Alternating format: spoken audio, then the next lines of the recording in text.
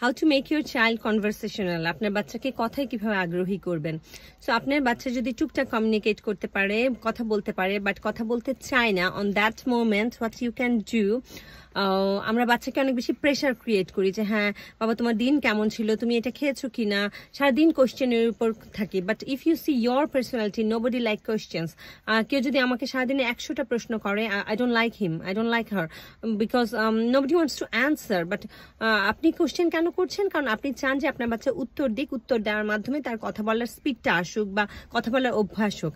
এইখানে আমার একটা টিপস হলো যে আপনি বাচ্চাকে প্রশ্নের পরিবর্তে আপনি বাচ্চার কথায় কমেন্টস করুন। কেমন কমেন্টস করবেন? একটা উদাহরণ দিই, সিম্পল।